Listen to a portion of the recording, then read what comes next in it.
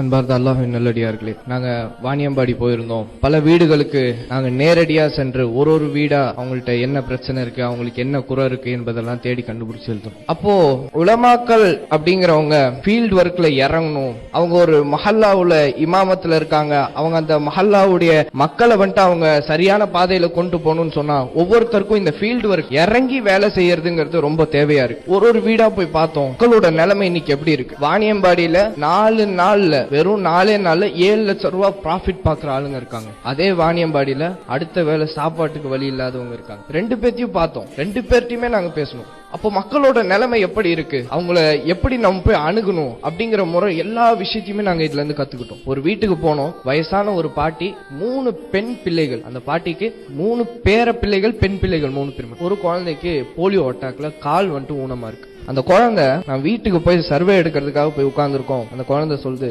சச்சா எனக்கு சாப்பிட ஏதாவது வாங்கி கொடுங்களேன், ரொம்ப பசிக்குது சச்சா அப்படின்னு சொல்லி சர்வே ஃபார்மை கீழே வச்சுட்டு நானும் என் கூட வந்த ஒரு 2 பேருமே அழுதோம்.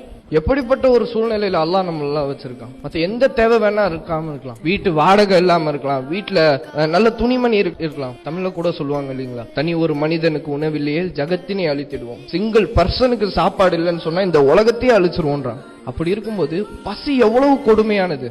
அந்த கொடுமையை நாங்க பார்த்தோம். அந்த குழந்தை சொல்லிச்சு, சச்சா எனக்கு சாப்பிட ஏதாவது வாங்கி கொடுங்க. அந்த அம்மாட்ட கேட்டோம், என்னமா பண்றீங்க சாப்பாட்டுக்கு? ஏதோ யாராச்சும் கொடுத்தாங்கன்னா சாப்பிட்டுக்கோம், என்னால வேலைக்கு போறதுக்கு எனக்கு சூழ்நிலை இல்ல, யாராவது கொடுத்தாங்கன்னா நாங்க சாப்பிட்டுக்கோம். அப்போ எம்எஸ்கேல இருந்து அவங்களுக்கும் செலவெல்லாம் போகுது. இப்படிப்பட்ட சூழ்நிலையில இருக்கக்கூடிய மக்களை நாங்க பார்த்தோம். உண்மையை சொல்லணும்னு சொன்னா நம்முடைய சமுதாயத்தினர்களத்துல ஜக்காத்த அல்லாஹ் வந்துட்டு கடமையாக்குனது மட்டும் இல்லாம ஏன் வந்துட்டு ஃபித்ராங்கிற ஒரு விஷயத்தை கொண்டு வந்தான்னு சொன்னா, ஜக்காத்து கூட அந்த நிசாபு கடமையானவங்களுக்கு மட்டும்தான் ஃபர்லு. ஆனா இந்த ஃபித்ராங்கிறது பிறந்த குழந்தை முத கொண்டு இருக்கே.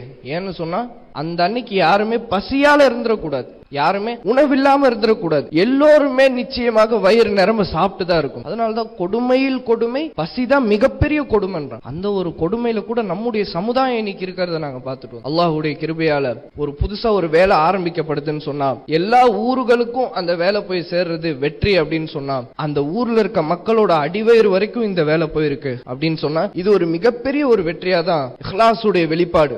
எத்தனை வருஷம் செய்ய முடியும் ஒரு வேலையை? இஹ்லாஸ் இருந்துச்சுன்னு சொன்னா அந்த வேலை எந்த ஒரு தடங்களும் இல்லாம நடந்துகிட்டே இருக்கும். அப்படிங்கிறதுக்கு எம்எஸ்கே ஒரு மிகப்பெரிய ஒரு உதாரணமா இருக்கு. அல்லாஹ் தாலா எங்களுக்கு இந்த ஒரு வேலை செய்யறதுக்கு ஒரு பிச்சையா தான் கொடுத்தான். இந்த ஒரு வேலை செய்யறதுக்கு எங்களுக்கு ஒரு பாக்கியத்தை. இது மூலியமா நாங்க வந்துட்டு நாளைக்கு ஒரு சமுதாயத்துக்கிட்ட போறோம்னு சொன்னா எப்படி அவங்கள அணுகலாம். நிச்சயமா சொல்றேன், நான் வந்துட்டு பர்சனலா இந்த வேலை செய்ய ஆரம்பிச்சோன்னே எங்க மொஹல்லால் இருக்கவங்க கிட்ட நான் இதை பத்தி நான் பேசியிருக்கேன். நான் இறங்கி செஞ்சுட்டு இருக்கேன் இந்த வேலையை. இன்ஷா அல்லாஹ் நம்முடைய ஊர்லயும் ஆரம்பிக்கணும் என்பதாக சொல்லியிருக்கேன். இன்ஷா